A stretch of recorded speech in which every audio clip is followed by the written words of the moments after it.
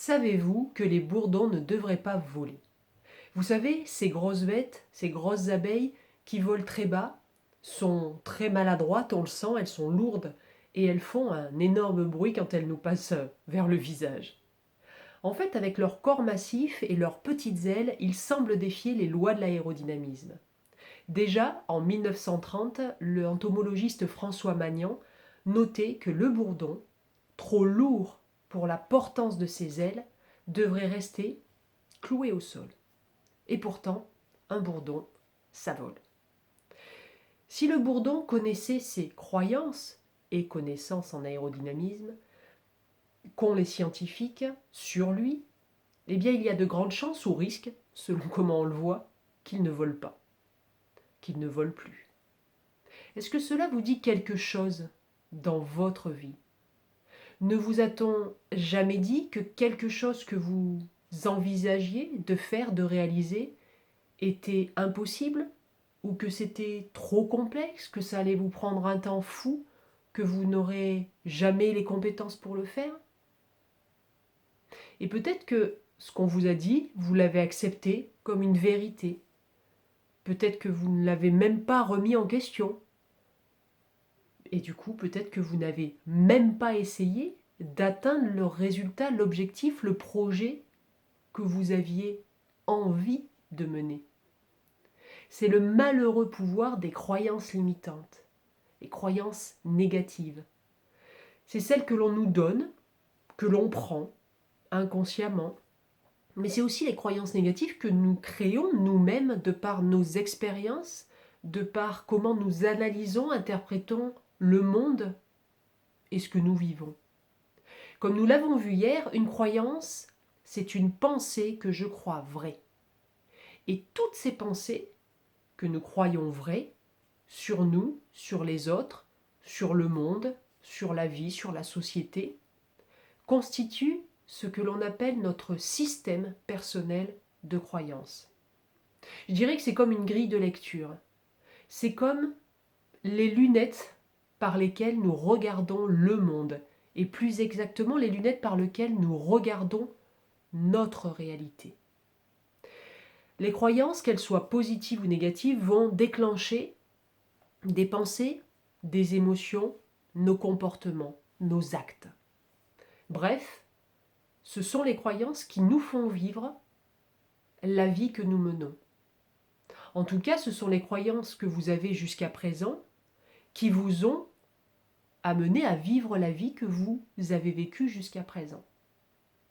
Si par exemple, je dis que je suis trop vieille pour apprendre un nouveau logiciel métier, que croyez-vous que cela va générer? Je vais avoir sans doute beaucoup de mal à suivre la formation, à me concentrer. Je vais peut-être râler, rogner, procrastiner sur le fait de lire le mode d'emploi. Je vais peut-être difficilement mettre en pratique ou je vais le faire pas assez souvent. Je vais manquer sans aucun doute de motivation, je vais manquer d'envie. Je n'aurai pas envie d'y aller. J'aurai du mal à mémoriser les procédures, les différents process. Bref, vous avez compris, ma croyance d'être trop vieille pour apprendre un logiciel va limiter l'expression de mes compétences, de mes capacités, bref, ça va limiter mon potentiel. Mais si je pense, d'une manière générale, que je peux apprendre tout ce dont j'ai besoin pour réussir dans ma vie, si je crois que je peux apprendre tout ce dont j'ai besoin pour réussir ma vie, mon filtre, mes lunettes, va être beaucoup plus positif, va me permettre d'être active en formation. Je démultiplierai peut-être les mises en pratique. J'irai peut-être chercher sur Internet des tutoriels ou un mode d'emploi synthétisé par une personne anonyme. Est-ce que ça vous parle? Mais il y a aussi, et heureusement, les croyances ressources, les croyances positives, les croyances qui sont des trésors pour nous aider à mener la vie que nous voulons. Connaissez-vous cette expérience menée à l'université de Yale, où on a constitué en fait deux groupes d'étudiants. On leur a fait passer des tests. Et à la fin de ces tests, on a dit à une partie des étudiants, au vu des tests, vous êtes visiblement quelqu'un de particulièrement chanceux. Et à l'autre partie du groupe, on a dit à des étudiants, vu les tests, vous devez être quelqu'un plutôt de malchanceux. Ensuite, ces étudiants devaient tous prendre un couloir pour sortir du bâtiment. Et au sol de ce couloir était posé un billet de 20 $. Eh bien, 85% des étudiants qu'on avait étiquetés chanceux, à qui on a fait croire qu'ils étaient chanceux, ont vu le billet. 85% des étudiants ont vu le billet. Les chanceux ont vu le billet. Contre 15% des étudiants malchanceux qui ont vu le billet. On voit donc que nos croyances conditionnent comment nos pensées, comment nos comportements, comment nos émotions agissent dans notre vie. Oui, c'est ça, en fait, les croyances, c'est un conditionnement de notre vie. Ce qui est formidable et qui est la bonne nouvelle de cette vidéo, c'est que nous pouvons changer nos croyances.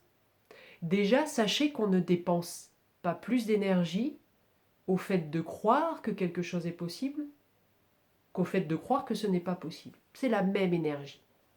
Donc ce n'est pas une question de je travaille mon énergie pour pouvoir avoir plus de croyances positives.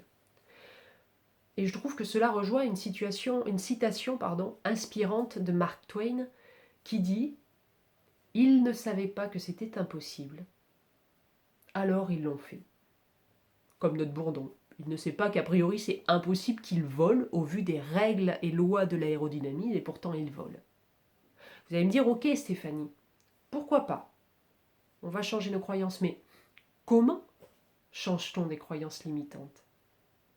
Ouais, parce que les croyances ressources, on est d'accord, on va les garder telles des trésors. Et heureusement, nous avons tous des croyances ressources. Donc là, on va parler des croyances limitantes et de comment on peut arriver à les changer. Dans cette vidéo, on va juste voir la première étape. C'est de mettre en doute nos croyances. Et je vais déjà vous prouver que nous avons déjà tous changé de croyance. Hier, je vous ai demandé si vous aviez cru au Père Noël pendant votre enfance. Je crois bien que c'est une croyance quasi universelle. On a tous cru au Père Noël, peut-être plus ou moins longtemps. Peut-être qu'on a su qu'il n'existait pas de manière plus ou moins brutale, mais nous avons tous cru un moment au Père Noël. Mais quand la vérité nous a été dite sur le fait qu'il n'existe pas, cela a créé une nouvelle réalité. Vous avez changé de croyance et du coup, vos pensées, vos émotions et comportements envers Noël ont changé. Certes, c'est aussi un peu triste, je trouve, par rapport à l'esprit de Noël, parce qu'à partir du moment où on le sait, la fameuse magie de Noël n'existe plus, justement. La croyance de cette personnalité-là qui nous apporte des cadeaux n'existe plus. Mais vous voyez, vous avez déjà changé de croyance. Si vous l'avez fait une fois, vous savez le faire autant de fois que vous le voulez. Alors demain, nous allons voir comment changer nos croyances limitantes de matière très concrète, très pratico-pratique.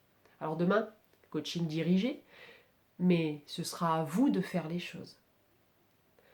N'oubliez pas, si vous avez aimé cette nouvelle vidéo, si elle vous a été utile, si vous pensez qu'elle peut être utile à des gens de votre entourage, alors n'hésitez pas à l'aimer en cliquant sur le pouce sous la vidéo YouTube, en cliquant sur le cœur sur Instagram et puis en la likant sur Facebook. Et puis soyez assez créatifs pour diffuser et faisons grandir ensemble le mouvement des déconfinés du mental. Si vous changez vos croyances, je peux vous le promettre, vous allez vous déconfiner mentalement. Belle soirée et à demain.